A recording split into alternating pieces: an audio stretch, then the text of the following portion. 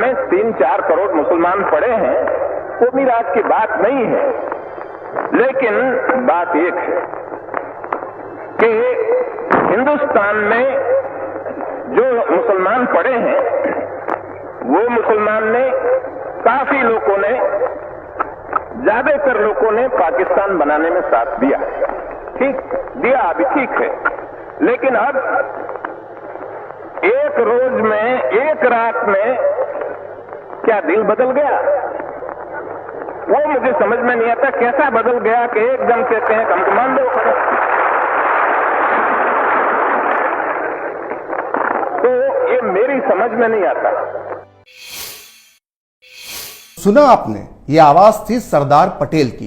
तारीख थी 3 जनवरी 1948 और जगह थी कोलकाता। सरदार पटेल का जो भाषण आपने सुना है, उसमें वो हिंदुस्तान के उन मुसलमानों की बात कर रहे हैं जो आजादी के बाद भारत में ही रह गए थे। आपने सुना होगा, सरदार पटेल ने कहा कि जो इस वक्त यानी आजादी के तत्काल बाद 3-4 करोड़ मुसलमान भारत में पड़े हैं, उनमें से ज्यादातर ने पाकिस्तान बनाने में साथ दिया था।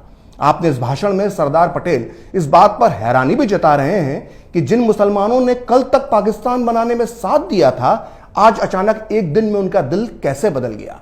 दरअसल सरदार पटेल ने इतनी बड़ी बात, इतनी गंभीर बात और इतनी साफ बात ऐसे ही नहीं कर दी थी। हकीकत में इतिहास का ये वो काला सच है जो आज तक आपसे छुपाया गया है, लेकिन आज सच सामने आएगा और आंकड़ों के साथ आएगा। आपने देश के कई चुनावी नतीजों का विश्लेषण पढ़ा और सुना होगा, कभी 77 का चुनाव, कभी 84 का चुनाव, तो कभी 2014, तो कभी 2019 का चुनाव। लेकिन आज मैं विश्लेषण करूंगा 1946 के चुनाव का। वो चुनाव जिसने दुनिया के नक्शे पर पाकिस्तान की नींव रखी, वो चुनाव जिसने जिन्ना के सपने को पूरा किया, और वो चुनाव जिसने 30 लाख मासूम जिंदगियों को मौत के घाट उतार दिया। 1945-46 का चुनाव जो आजादी के ठीक 1 साल पहले हुआ था, उसमें कांग्रेस और मुस्लिम लीग के बीच सीधा मुकाबला था। इन चुनावों में मुद्दा बिजली, सड़क, पानी नहीं था। मुद्दा सिर्फ एक था, अखंड भारत या फिर पाकिस्तान। ये चुनाव 2 तरह के थे, जैसा कि मैंने आपको अपने पिछले वीडियो में बताया था। एक थे केंद्रीय असेंबली के, जिसे आप लोकसभा कह सकते हैं, जिसमें 102 सीटें थी, और दूसरे थे अलग अलग प्रांतीय असेंबलियों के, जिसे आप विधानसभा कह सकते हैं। इनमें सीटें थी 1585। इन चुनावों की सबसे बड़ी खासियत यह थी मुस्लिम रिजर्व सीटें, यानी वो मुस्लिम बहुल इलाके जहां सिर्फ मुसलमान ही चुनाव लड़ सकते थे। ये मुस्लिम बहुल इलाके आज के पाकिस्तान में भी थे और आज के भारत में भी थे। हालांकि एकीकृत भारत में मुस्लिम आबादी 24% ही थी, लेकिन मुस्लिम लीग की जिद और कांग्रेस के सरेंडर करने की वजह से करीब 30% सीटें मुसलमानों के लिए आरक्षित कर दी गईं। यानी केंद्रीय असेंबली की 102 सीटों में से मुसलमानों के लिए आरक्षित की गई 30 सीटें, तो राज्यों की असेंबली की 1585 सीटों में से 492 सीटें मुसलमानों के लिए रिजर्व कर दी गई। 1946 के चुनाव में जिन्ना की मुस्लिम लीग ने नारा दिया, लड़ के लेंगे पाकिस्तान, मर के लेंगे पाकिस्तान। तो इन हालात में अब होता है 1946 का चुनाव, और आते हैं उसके नतीजे, और ये नतीजे बताते हैं कि किसके बाप दादाओं ने बनाया था पाकिस्तान। जैसा कि मैंने आपको अपने पिछले वीडियोस में बताया था कि केंद्रीय असेंबली की 30 मुस्लिम रिजर्व सीटों में से 30 की 30 पर जिन्ना की मुस्लिम लीग जीत जाती है। वहीं प्रांतीय असेंबलियों में आरक्षित 492 मुस्लिम सीटों में से 429 सीटें मुस्लिम लीग जीत गई। लेकिन बात यहीं खत्म नहीं होती। आपको लग रहा होगा कि इसमें हैरानी की बात क्या है, वो इलाके जो आज पाकिस्तान में हैं वहां मुस्लिम लीग जीत गई होगी। नहीं, ऐसा नहीं हुआ था। मुस्लिम लीग जीती थी उन शहरों, उन इलाकों में जो आज भारत का हिस्सा हैं।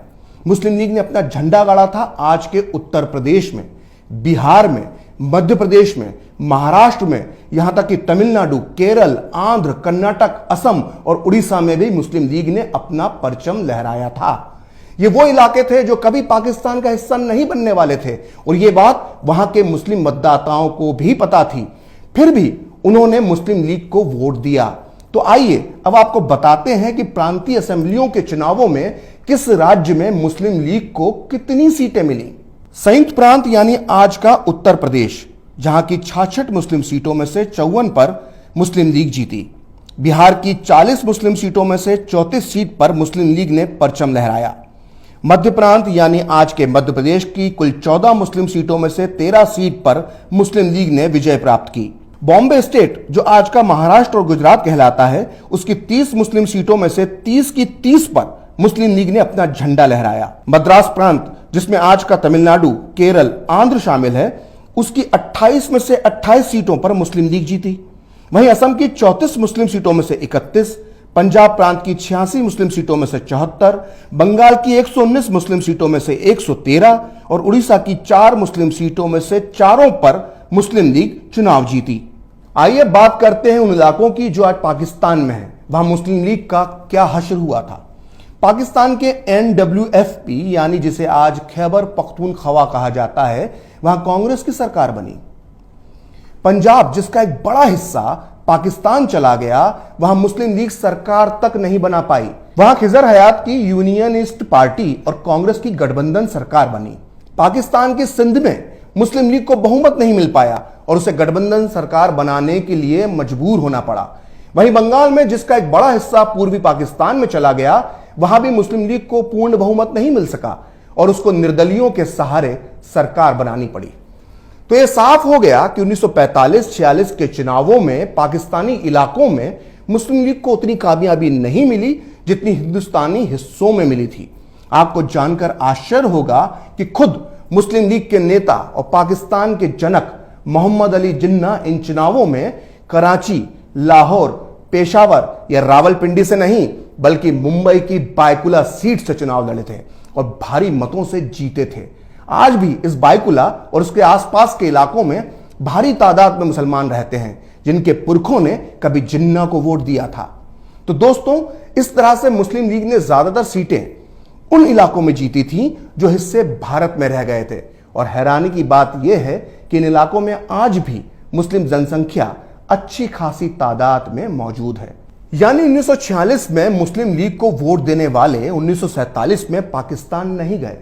तो आइए अब देखते हैं कि इन भारतीय इलाकों के कितने फीसदी मुसलमानों ने पाकिस्तान की मांग करने वाली जिन्ना की मुस्लिम लीग को वोट दिया।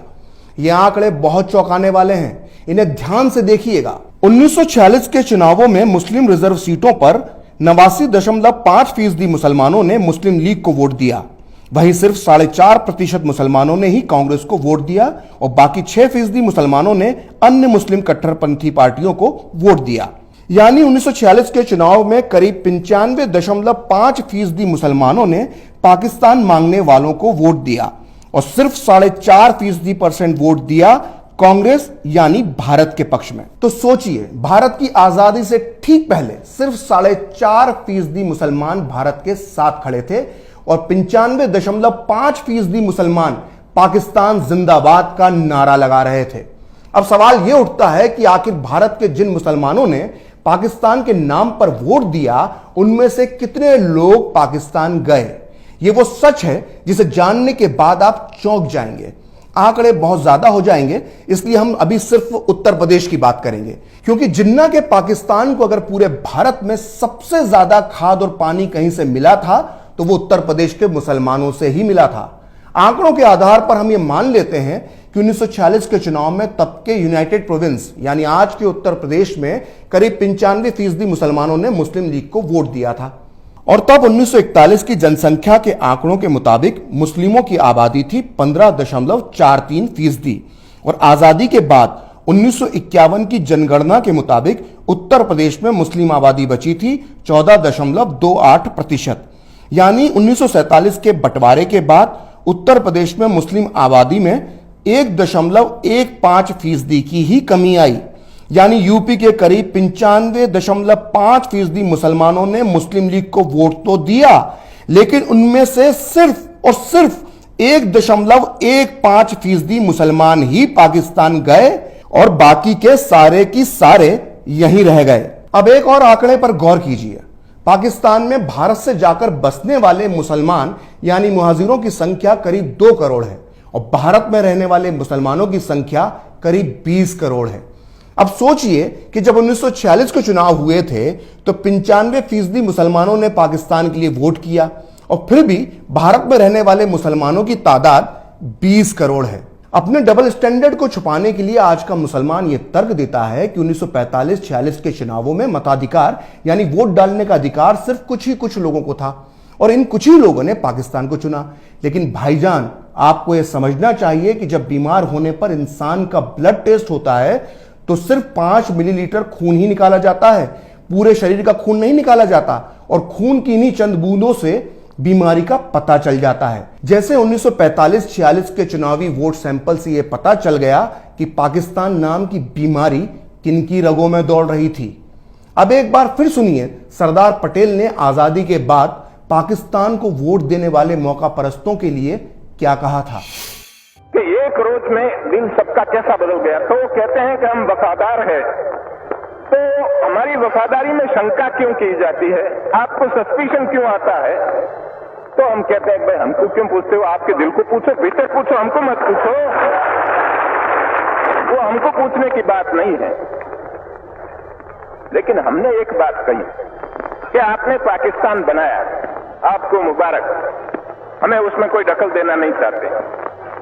जब दांत गिर जाए, खट्टा हो जाए, तब गिर जाए, तब पीछे आओ, वहां तक हमें पीछे बुलाना है नहीं। हम बैठे ठीक है। कोई कहते हैं कि हम आकर पाकिस्तान और हम एक हो जाए। मैं कहता हूं कि मेहरबानी करके ऐसी बात न करो, और कैसे रहने दो।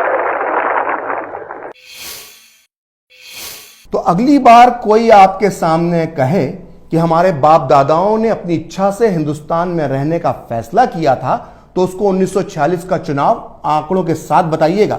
उसको मालूम पड़ जाएगा कि किसका कितना खून शामिल है यहां की मिट्टी में और किसके बाप ने मांगा था पाकिस्तान। 1946 में जिन्ना की मुस्लिम लीग को वोट देने वाले 1947 में पाकिस्तान क्यों नहीं गए, इस पर अगले वीडियो में जरूर बताऊंगा, क्योंकि भारतीय इतिहास में इससे दिलचस्प कहानी कोई और हो ही नहीं सकती। फिलहाल खरी बात प्रखर के साथ में इतना ही। नमस्कार। आप चाहें तो मुझसे जुड़ने के लिए मेरे फेसबुक पेज प्रखर श्री 78 को लाइक कर सकते हैं, और अगर ट्विटर पर आप मुझसे जुड़ना चाहते हैं तो मेरा ट्विटर हैंडल है प्रखर श्री 78।